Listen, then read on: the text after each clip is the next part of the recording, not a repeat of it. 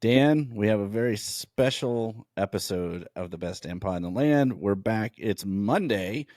So we are doing it a day early. We're moving our schedule around a little bit. And so Dan, Ohio State goes up north to that state up north, comes home with a 38-7 win. How are you feeling today? I feel good, man. I mean, half of Buckeye Nation is losing their ever-loving mind about the start and the defense and all this other kind of stuff. And it's just, to me, it's all about perspective. Yeah.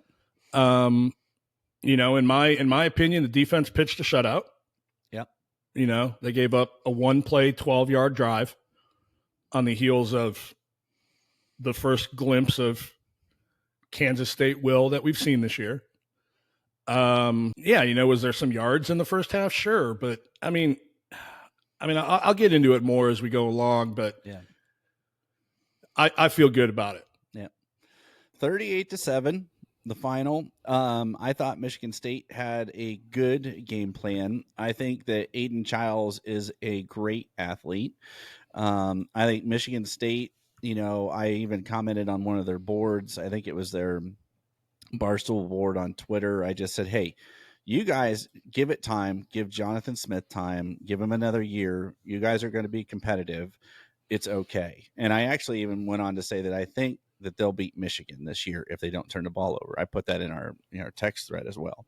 I think Michigan State, if they play like they did against Ohio State, but don't turn the ball over, they could beat Michigan. I agree 100%. Just watching the two, there's just a difference in the two offenses. And Nick Marsh, great talent as a wide receiver. So for you Sparty fans, I doubt very many of you listen to our show, but I can tell you that hang in there. I think Jonathan Smith was a home run hire for them. Oh, for sure. Gosh, I like that guy. Just listening to his press conference too. Yeah. Yeah. That was a nice win though, Dan. I mean, on the road, first Big Ten opponent on the road, coming off at night, at night, not great weather conditions, a little rainy, a little dreary. I don't think they sold out. I think they had 60-some thousand. I think I heard was the announced attendance, but quite a bit of scarlet and gray at the end of the game. I saw when in the one end zone, some of the fans were getting autographs from Will Howard and some folks. So, but it was loud. You could hear it. I was just so glad not to listen to Joel Klatt talk about how great Michigan is and how much he loves them during that game. But the Peacock stream, I'm not going to let it go. I'm so mad at Joel Klatt. If I saw him in public, I'd probably, get his autograph. But I thought it was the announcers weren't great. The stream wasn't great. I had the four. No, the stream was like the prostate of a 75-year-old man. Yeah. It was bad in my spot. My brother said he didn't have any issues in his area. I do think it's area specific, but I'm just glad that's over with for this year. Yeah. Yeah, same. I had the 4-box going on my little iPad, which made it really hard to see. So I eventually just put Bama Georgia on the iPad. We can talk a little bit about that. But Dan, what did you overall like? Give me your synopsis or your first impressions. Game's over. It's Saturday night. What did you think about it in its entirety? Besides, you nailed your best bets again. I did nail my best bets. Can we talk about that for a second? Yeah, do it. I'm off the plate warmer and I'm on the grill, man. Okay. I'm on the grill. The charcoal is got some flames coming out of it. That's 6 straight wins, 6-2 on the season. Okay, so initial thoughts on the game right after it ended. I don't think we win that game without Devin Brown. I had to get that in there. Yeah. I put it in our notes. I know. No, so here, listen, I came away just feeling like, okay, we did what we needed to do. It was a very vanilla effort. That's what I want. That's the perspective I want people to understand right now is that at the end of every game, you always hear pretty much the coordinators, Ryan, Will Howard, talk about how we left some plays on the play sheet that we, didn't feel like we needed to show Yep. because the game was in hand. Yep. I think that Chip has done a really nice job of throwing in new wrinkles every week that are game plan specific that he can use in the future while remaining fairly vanilla. And I think the vanilla is even more evident on the defensive side of the ball. I know the last couple games we've given up some yardage in the first half, a couple scores. But, things you need to keep in mind is that we are playing against other teams that game plan for what they see as our strengths and weaknesses on film. And that first drive of the game is typically when they're going to have their most success. Yeah, because it's scripted. It's scripted, right? So, you couple that with a very vanilla base defense. And I'm not naive to the fact that, I am officially concerned about what I'm seeing at linebacker from certain people. But for all intent and purposes, man, we're playing very, very vanilla. You look at what's happened in the second half of the last two games. I mean, Michigan State had less than 50 yards rushing for the game. Ryan said everything starts with stopping the run. I mean, so far it's been mission accomplished. We've done what we've had to do. We've taken care of business. I can tell you this much. I can honestly sit here and tell you that I can't think of another top 10, 15, even 20 team that has not struggled on both sides of the ball in the same game for an entire half, if not an entire game. Yeah. We can't say that. We've had a couple uncomfortable situations because we seek perfection, especially on the defensive side of the ball right now, but we haven't struggled with anybody. No. Like, we've never been in a tight game or losing at the half or, Texas was up 8 at the half this past week against some FCS team or whoever they played, Louisiana. I mean, Georgia, 1-point win against Kansas State. Georgia's down 28-0 against Bama. I mean, come on, like, stop whining, understand what's going on right now within the game plans, and just have faith that when the time comes, we're going to be just fine. Well, I think that you said something that I wanted to bring up. You said it was in hand.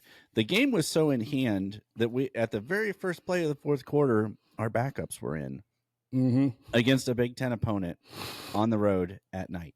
Okay, guys. Yep. So, like, you can take a deep breath. I thought the word I put down was satisfying. I put it in our notes. I felt like there was never a point in that game where I thought, oh man, are we in trouble? Because there just wasn't, like, even if you had momentum, it would be like the only thing stopping Ohio State's offense is Ohio State right now. Again, Michigan State had a player on defense, that Turner kid. He was he's a good player. He's a good ball player, the transfer.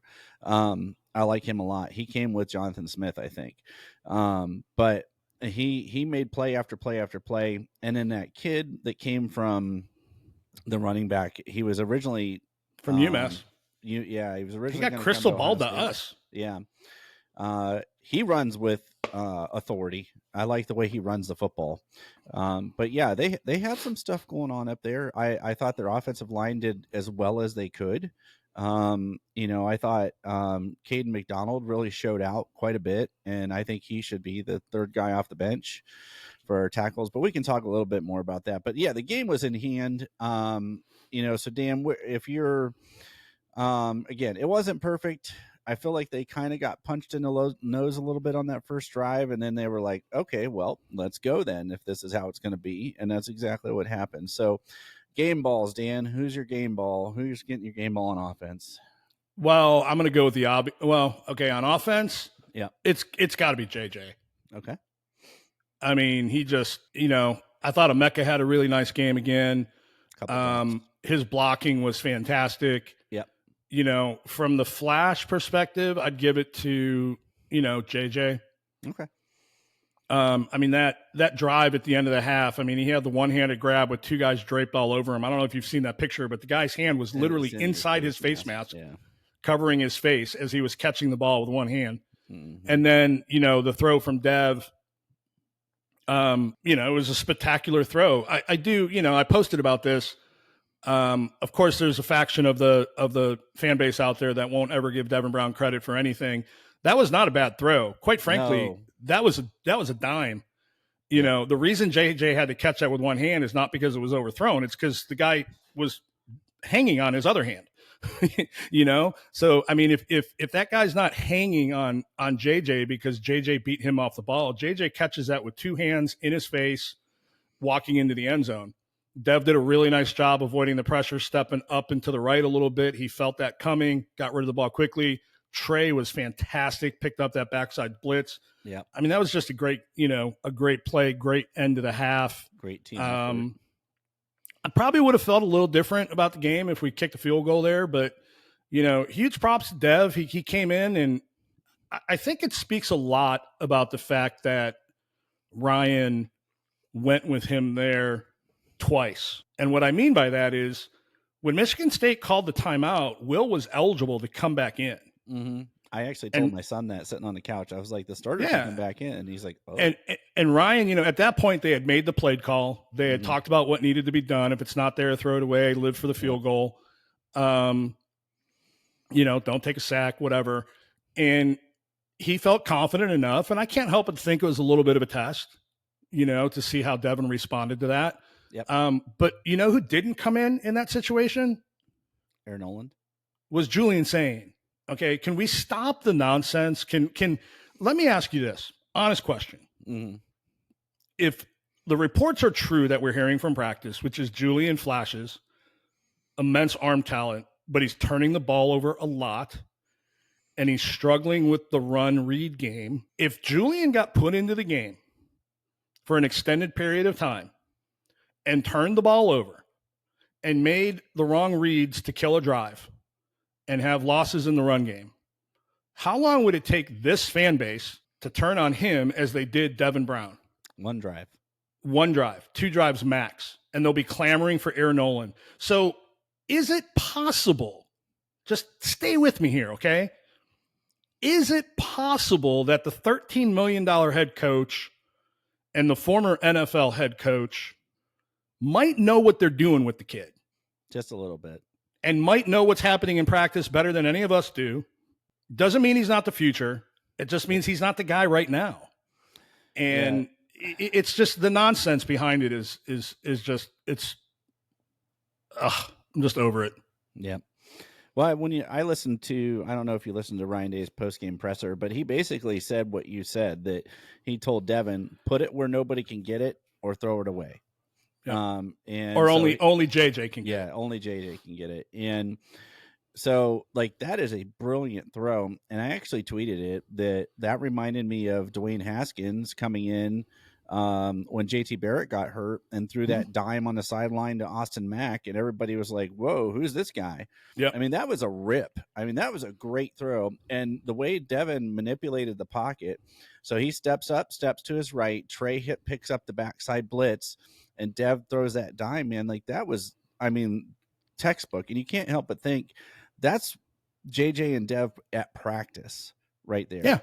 Because they had a good relationship. Like people talked about that in the spring, how Devin Brown had a good relationship with Jeremiah Smith. So there it is. What gets done in the darkness will eventually come to light, as Chris Olave used to say. There it is. So yeah, exactly. And one little piece too, for people that like to look at the details. If you look at the camera angle from the end zone, Devin actually makes JJ was his second look. Mm-hmm. I don't know if he was primary or not, but JJ or Devin did look downfield. I thought he looked the safety off, is what I thought he was doing. Well, okay. Well, then even better. You know what? Yeah. If he looked off the safety, great. That's what he was coached to do, right? So it's not like he just picked up the ball and flung it up there and hoped for the best, right? It was a well executed play. Low snap. He had to recover from that. It was like in his thighs, right? It wasn't on the ground, but it wasn't in his chest. It was at his thighs. I thought it was a great play. I was, really, really happy for him. The crap that we saw at the beginning of the fourth quarter, again, very conservative, dialed back game plan.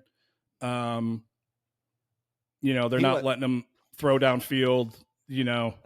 Day wasn't going to run it up on Jonathan Smith. He just wasn't going to do it. Like, this could have been in the 50s, and we all know it. So, yeah. Yeah, very easily. So, yeah. So offensive game ball. I'm going to go to JJ just because of the flash plays. I think Omeka's there. He's got some stickers coming. Trey's got some stickers coming. Yeah. Um, Seth was a highlight again. The run game wasn't explosive like it was the week before, but we had some good runs, some good Yeah. second level blocking, some receiver blocking that sprung some runs that we didn't have last year. So it's all good, man.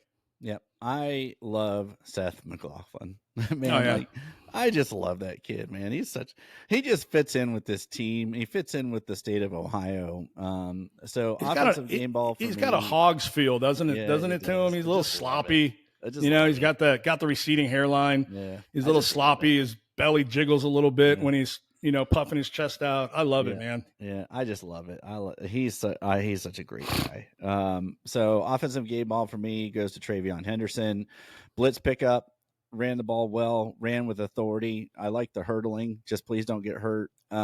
Yeah, so he gets the game ball for me just because of the way that he has stepped up and stepped in, and even splitting reps with Q. It goes to Trey. How about defense, Dan? Where are you at? Real Game quick, ball. just on Trey, don't tell me your heart didn't stop a little bit when you saw that fumble that got called back, and he tweaked his ankle and limped off the field. It did. But he came back, so that's all that Yeah. matters. Yeah, I think it looked like his legs were just straight. Like it just looked awkward. Yeah, but I think he'll be fine. Some ice and some Yeah. ibuprofen. Defense, I'm gonna go with who they went with, which was Caleb. He really flashed this week. I mean, he came up and We're in he just looks like he's shot out of a cannon, man. Like he just is so good coming up, Yeah. filling the lane on the outside and just taking the guy out. This was his best game as a Buckeye. Yeah. So Totally. you can see he's feeling more comfortable in the defense. The way he feels, his read and react, like it's almost like he knows what's happening before it happens, and it's insane. We talked about it in the spring too, just like his ability to read, recognize, and react is unmatched. So yeah, Caleb Downs gets the game ball for me, and a nod to Ty Hamilton. So Ty did a great job eating up blocks. There was a couple times when he was like triple teamed, and I'm like, they're like laying on him. Yeah. So yeah. So Dan enjoyed Ryan Day's post game presser. Talked about Jeremiah Smith, basically how he's unbelievable. I love that we actually get to live in a time that we get to watch him. I've really tried to think, Dan, and you and I have watched and coached and been around a lot of football in our lives. I don't think I've ever seen an 18-year-old kid this good ever. First, the only one that really comes to mind is Julio Jones. Yeah, who had an impact right out of the gate. And I'd have to go back and look at his freshman stats to see if, he had 6 touchdowns in the first 4 games. Yeah. Yeah, because I even was trying to remember. I don't think Chris Carter started as a freshman. I know he played some, but like even Garrett Wilson started as a freshman. But I was trying to think. Eddie George came to mind, but I don't know if I've ever seen a kid this put together, this humble, this talented, this young. I mean, you could argue that Maurice Claret had as big of, if not a bigger impact as a true freshman pretty much from the get-go. Yeah. But I just think JJ's, elite compared to great with that, maybe Andy Katzenmoyer on defense. Yeah. Big Cat. Yeah. Freshman year, Big Cat. He made a big difference. Yeah. Yeah. All right. So Dan, I want to talk defense first. I like to talk defense. Overall, I've been racking my brain trying to think of like what this defense reminds me of, and it finally dawned on me because we're old talking heads now. Reminds me of the Jim Haycock defenses from like 2005 under Trussell, where they're just kind of meh in the first quarter or so, and they would kind of like give up a score or give up a field goal, give up some yards. And then all of a sudden they're just leaning on you and leaning on you and leaning on you, and they get a turnover, and and it just like a boa constrictor, man. They just strangle you, and that's kind of what this defense reminds me of a little bit. I I'm not sure if it's intentional or not. I can't really get a read on it, especially with the lining up 7-8 yards off the line of scrimmage for the corners. You know how much I hate that. I hate it with a passion.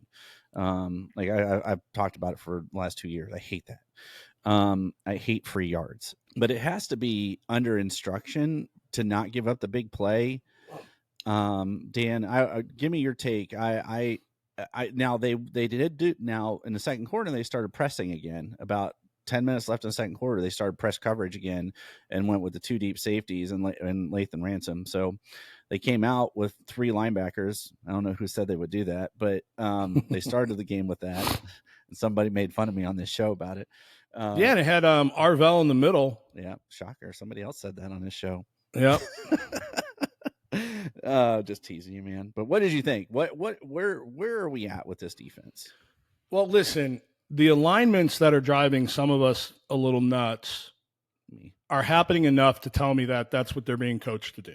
Okay. I mean, these guys aren't going out there and lining up wrong time after time after time after time, right? So let's use some common sense there. Yeah. As far as turnovers, I saw some other knuckleheads saying we got lucky with turnovers. No, we didn't. That's coached.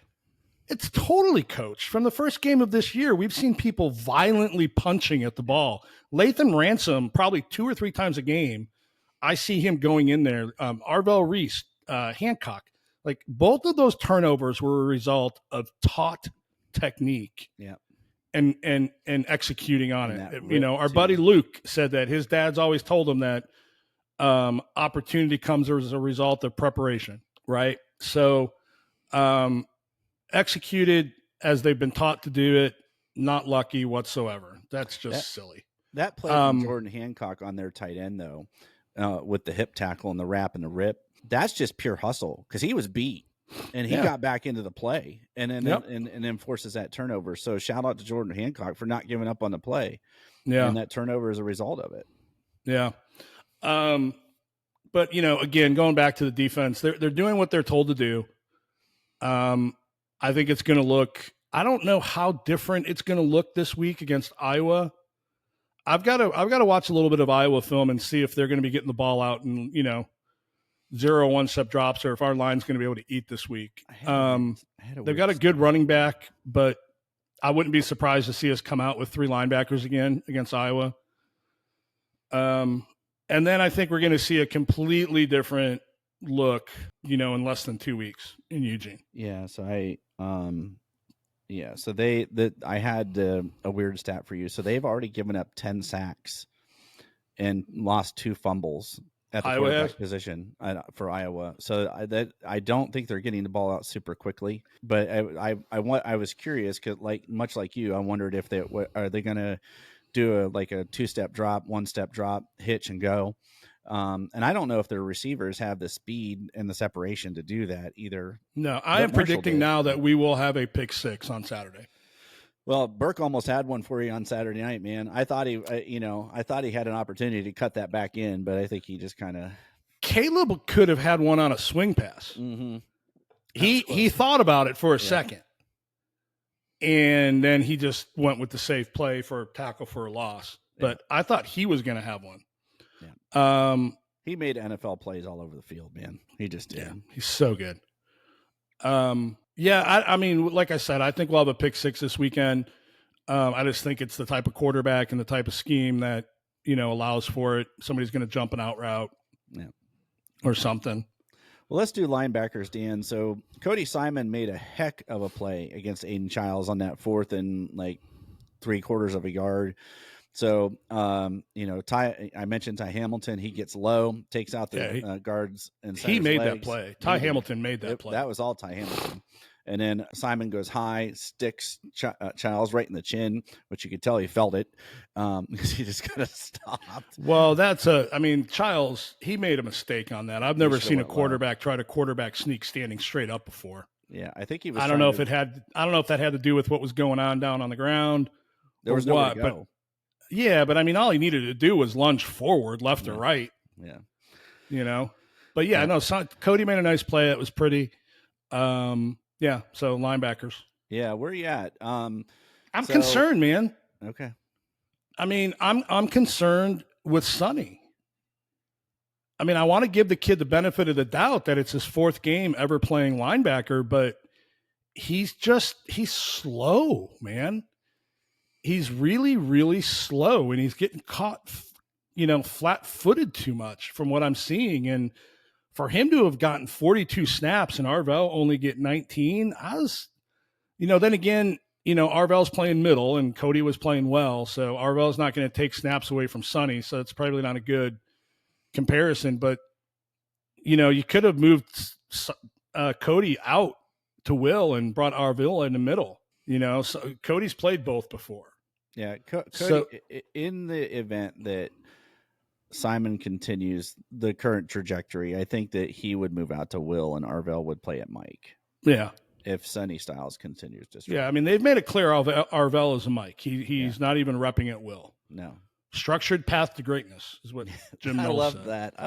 I really liked that statement. Just yeah, I might have to steal that. They got a plan. Yeah, but I mean, I am legitimately concerned with Sonny. I'm concerned with the quick passing game that Oregon has. And then you see Sonny flash when they let him, blitz off the edge. Yeah. Well, that's why he's great. CJ Hicks did the same thing. Looked great coming off the edge. Yeah. So I think, I think we agree on this. I think maybe at the next level, Sonny Styles probably ends up being an edge. Yeah, Sonny and CJ both. Yeah, I think he ends up being an edge rusher. They'll play the same role that Micah Parsons plays for the Cowboys. I haven't hit the panic button on Sonny Styles yet, and I'll tell you why. Because James Laurinaitis said this thing for linebackers: you need to go slow until it's time to go fast. And I still think Sonny's getting his feet wet, starting to really try to understand the position, because it's the exact. I feel like it's almost the exact opposite of the safety position where you got to go fast. So I feel like he's not reading, he's just reacting. And so that's the difference. And you're not going to be able to get away with that in Oregon. Against Oregon, they have too much speed. So I'm cautiously optimistic that, they can get this fixed, but if they don't, we have a plan that will work. You can play Arvell at Mike. Arvell will be just fine at Mike. He might even be really good at Mike. And we know Cody can play the Will because he has. He doesn't have elite speed, but he can play it well enough. And then think about this for a Rushman package. You got Cody and Sonny coming off the edges. You slide Jack and JT in a little bit. Yep. And then you got Tyleek at nose. Yeah. Ooh. Yep. I am personally, I think that would be amazing. I want to see it. Because you know what? I am going to make a bold prediction right now that we will see that against Oregon. Okay. Sweet. Give it to me. I'm going to manifest that crap. All right, man. Do it. Wanted to ask you, so Ryan Day, when I called him on Friday, he adhered to my request to not play Tyleek Williams on Saturday night. You finally took Ryan's call. You've been dodging Ryan this whole time. I did. You answered his call when he called you this time? Yes. He called me and he said, Chad, I need to know your game plan. And I said, here it is, man. And he said, okay, but I'm still just your brother. So, because my brother's name is Ryan. So, oh yeah, no, I was glad they held Tyleek out. We didn't need him. He didn't need to play. I need him for Iowa. We need him for Iowa. I think we're in agreement on that. But I wanted to ask you, what did you think of Hero Canoe, Taiwan Malone, kind of that rotation? I already mentioned Cade McDonald, man, playing out his mind. I love Cade McDonald. So he had a good game. Yeah, I've got to look at the snap counts. I mean, I don't think Taiwan and Hero got in there very much, did they? Not a ton. No, Hero was in there. What did I tell you about that too? Going into the game, who was not going to play a lot? Taiwan Malone. Told you. Yeah. So I just the reason I remember Hero Canoe is because they K'Ron Lynch Adams broke like an 11-yard run or a 9-yard run, and all I remember is seeing 93 is running after him because he ran by him. Yeah. So I knew he was in that play. All right. So, Dan, I mean, defensively, the secondary, no concerns about the safeties, very little concern about the DBs. Iggy's getting a little bit of grief. Well, people are giving Igbenogson grief because of the style of football that we're currently playing. I Yeah. don't think that's on him. I think that's on the If structure. there was ever a play where somebody may have lined up incorrectly, it may have been that touchdown. Okay. Just because I can't imagine why he would have been 10 yards off the ball when the ball's on the 12-yard line. So he had inside help though. Do you think I don't know that it makes much difference, but if you're expecting inside help, I'd have to go back and watch it. yeah, I haven't got through my full rewatch yet. So I got through about, I don't know, the first 8 minutes of the first quarter. So Yeah. normally by Tuesdays I'm able to get the rewatch in, but it's been busy here. So switching over to the offense, Dan, I wrote down efficient and quite honestly only stop themselves. So how do you feel? Are you feeling better about the offensive line? Do you think Justin Fry is whipping these guys into shape? How do you feel about the offense in general? Just a high level overview. I mean, I have high confidence in the offense. This is the first time where we've seen penalties impact the drive, like in the red zone. It's first time all year that we didn't get a touchdown. That first drive of the year when we settled for a field goal, we were 11 for 11 with touchdowns in the red zone. I didn't really love that holding call either. So yeah, but there were a couple mental mistakes, I would call them. Yeah. Early on in the game that we haven't really seen this year, which quite frankly, we should have seen some early in the year and we didn't. Yeah. You know, the one where Josh Fryer does a pirouette and a 360 because he doesn't know who he's supposed to block, and then you mean that one? I gotta be honest with you, man. I've stopped watching them. Okay. Yeah, so he literally does a full 360 turn because he has no idea what he's doing. So on that play specifically, yeah. I mean, it's easy. If you have 60 snaps a game, you can find one where somebody did something wrong. It's not that. Yeah, hard. exactly. Yeah, I sent this in our text thread, Dan, and you guys didn't reply. But I know you like Tegra. I know Juck likes Tegra. The offense goes better when Austin Sareveld is right guard. He's just doing a better job right now. For whatever it's worth, I just think the running game and the ball moves better when Austin's in there. Tegra had some really great plays. He had one where he was downfield into the second level on one of Q's runs, big breaks. I think one of his few, like he had 11 yards, I think, or 12 yards. But right now for me, just watching it from 1,000-foot view, again, what do I really know? I'm just some dude with a microphone. But to me, the flow and the ability to pull both directions works better right now with Austin. Your 2 cents? I've got to go back and watch the film to notice the difference. You know me, man. I'm a former quarterback. I watch the ball. Yeah. Okay. I'll go back and watch the line on cut ups that other people have to point stuff out. I'll start paying attention to that. I heard positive feedback regarding Tegra on some other shows, so he had a good game. I think they're both playing well. Yeah, he had a good game. I'm not picking on Tegra. He had a good game. There's nothing. I just if you take the sum of the whole of the last 3 weeks, right now, I feel like the big runs, the long runs, the back-breaking runs seem to happen with Austin in there. But that could just be a trend, or a play call. Yeah. There may, but for me, it just looked like the offense moves better with 67 in a right guard. Yeah. I wouldn't be surprised if we don't keep seeing a platoon there. And here's why. Because now you're getting reps. You're getting season-long reps for your 2 starting guards next year. Yeah. Yeah, Austin will be the left guard next year. Right? Yeah. So I can't help but to think that hasn't been part of a conversation at some point in time. Yeah. I brought this up once before. I'm really intrigued because I know when that hand, foot, and mouth was going through the team, I'm almost positive Austin was repping a tackle. Mm-hmm. He was. Is he somebody that can slide out if Fryer doesn't? Don't mess with that, man. Please don't mess with Austin. Yeah. I mean, you mean this year? If slide out, and if Fryer's not getting it done, I mean, I'm going to use PFF grades as an example. with the caveat that I don't put a lot of credence in the PFF grades, but No. if he's constantly graded at the bottom, what are we doing? Yeah. Well, if you want to talk PFF grades, Bennett Christian had the highest grade of any of our tight ends on Saturday. So I think he was the highest graded offensive player, wasn't he? yeah, something like that. If he, the one thing, if he hadn't have fell, he probably would have had a touchdown on that swing pass, because there was only one guy between him and the end zone, and he's like 6'8", 900 pounds. So yeah.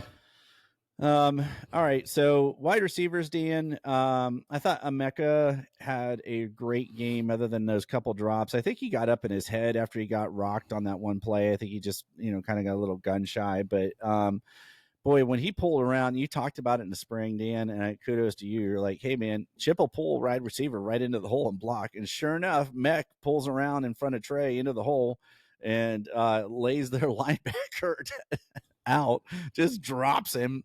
47 for the Spartans, just drops him right in his place.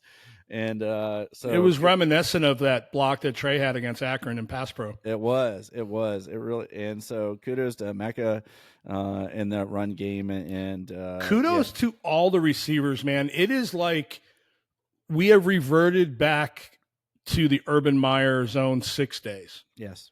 With the way these guys are blocking. It is consistent, it's across the board, and it's everyone, right? Yeah. Last year, Marv basically didn't block after the Notre Dame game. Yeah. He helped spring Trey on that 70-yarder.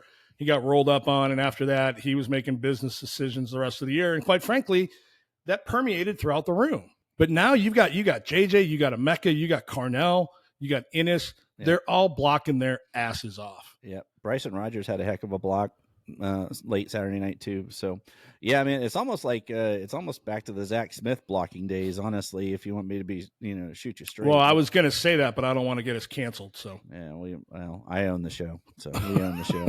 Nobody can cancel me. They can trying to get to 500, man. Yeah, everyone matters. Yeah. All right. Yeah. I loved it. I love the physicality. So I left this for last because it's your favorite topic, Dan. Quarterbacks. I said this on Saturday. I mean it. I think Will Howard is exactly what this team needs. I think he's good for one bad throw a game. It's just like Seth. He's good for one bad snap a game. You just have to live beyond it. I thought he had an efficient game.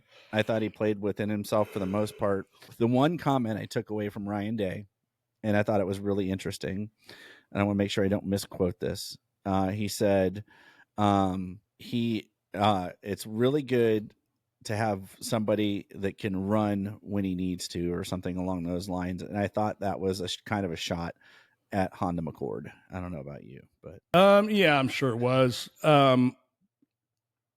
Or, it's quite possible that Ryan doesn't give two thoughts to McCord and he's just talking. That could be too. That's possible too. But I mean, listen, we saw him score on the RPO, inside the 5, inside the 7.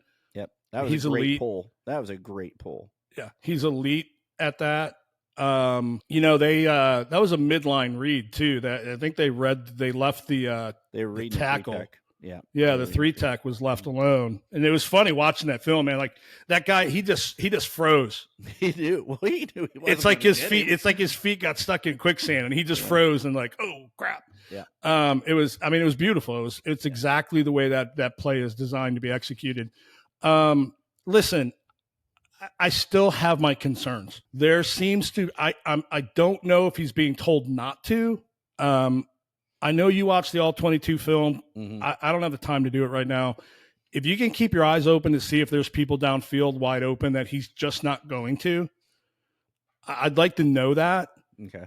I'm not sure that we're scheming up to have that down there yet. I can't tell from the TV copy. Yeah, I haven't. There was one play last week where I thought, man, like he held the ball for a long time. He ended up going to Carnell. And I'm pretty sure Emeka was wide open down the field. I need to see it, man. I need to see him throw the ball down the field 4 or 5 times in a game and complete 2 or 3 of them. Yeah. I'll have to watch. I'll have to watch and just see. I don't remember Emeka streaking wide open, but I also probably wasn't watching for that. I was probably I mean, it watching was a a little slow ball. developing play where he Yeah. had time to let it happen. And I just don't know if he trusts himself. Like I'll tell you right now, man. Like the end of that Georgia Bama game, that long pass that Georgia scored on to take the lead. I don't know if Will throws that, let alone completes it. Well, there wasn't anybody within 20 yards of the wide receiver. It was almost like the Georgia Ohio State game when Lathan Ransom fell down. So I would hope Will would throw that ball because there wasn't anybody by him. And same with that play that Ryan Williams made. I mean, honestly, like that ball was horridly underthrown. He just made a heck of a football move on Yeah, it. and I don't know. I don't know if Will throws that though. Well, he threw it to JJ. He just did one. Yeah, I don't know, man. Maybe I'm just not. I don't know. I'm just. It's okay to have that concern. I agree with your concern. I think we've all talked that the deep ball is a concern. I just don't know. I wouldn't My be surprised question- if you guys come back and tell me that they just haven't dialed it up yet. Yeah. My question to you is, why do it if we don't need it right now? Save it for when you do. I don't know. There's something to be said for showing it. Yeah, I guess so. Yeah, give them something else to think about. Yeah. So I wanted to also just like you shout out to Devin Brown. He could have pouted, he could have been mad, he could have been a lot of things, but he came in when he was called on and he threw a dime. And he comes back in the game later and just runs the offense. And I agree with you about Julian saying, Dan. I've long said since spring, everything I've been told inside the locker room is that Julian Sayin throws the best ball, like catchable ball. I'm not arguing that, but he's really green, guys. He's really green, and everybody is talking about next year. Well, next year this and next year that, and he needs the reps for next year. Guys, we need to win this year. This is the year. We'll reload. We're Ohio State, but the kid threw it down into double coverage 40 yards down the field on 4th and 1. Like, I mean, did you see Ryan's reaction? Oh man, what were you doing? It was 4th and 1, and I'm probably editing out some words in there. So yeah, for sure. So, it is what it is, man. You know the old saying, the backup quarterback's the most popular guy on the team. In this case, it's the backup's backup. Yeah. Yeah. Well, I lived through the Tim Couch and Kelly Holcomb and all the other ones with the Browns, and then I lived through the Terrell Pryor and Joe Bowserman, and we've all lived through this stuff, man. Yeah, but to your point earlier, Dev got in there at the end of the half with the ones. He threw a dime to JJ. JJ made a great catch. Yep. But you can't tell me that he would look markedly different running with the ones for an extended period of time as he does with the twos in the fourth quarter. Yep. When you've got guys running wrong patterns and not getting separation, it and the offensive line. Because at that point, it's apples to apples, right? They've got in their twos, we've got in our twos, but I know for a fact that in the game against Marshall, that one drive that everybody was complaining about, like he had 5 pass attempts, and on 3 of them, the guys ran the wrong pattern. Mm. And one of them he threw it away, and he got applauded for it in the film room. Yeah. The catch by JJ, I wanted to point out something. So Berm, I caught a little bit of the snappy J's from Berm, and he said that after JJ brought that ball in and he scored, that when Michigan State left the field, it was just utter and total silence and stunned. Like they just knew that there was just nothing that was going to be done to stop these guys. And that specific play just kind of iced. I mean, at that point I was like, all right, I can sit back in my easy chair and my kid and I ate some popcorn and just kind of enjoyed the rest of the game. But that game, I don't think there was never a point where I was like, oh gosh, here we go, but once that touchdown hit, I was like, okay, feet up, popcorn, let's go. We do have a unique thing happening for us. Michigan State is traveling out to Oregon to play on Friday night. Now, one of two things can happen there. Oregon can be looking ahead to us and lay an egg, or Michigan State coming off of a, deflating loss on a short week, traveling to the West Coast could completely not show up, which would create an interesting narrative going into the Oregon game. Like, oh, Oregon beat them 50-3, but nonetheless, we're going to get a chance to at least compare things. Hopefully effort will be apples to apples. I don't see a Jonathan Smith team, going out there and just not being ready to play. And, if you were listening to the broadcast, like you could hear the pads popping. Like Michigan State didn't give up. They just weren't going to win. Yeah. And I think I'll tell you what, they're going to go out there and smack Oregon in the mouth a couple times, and we'll find out what Oregon's all about.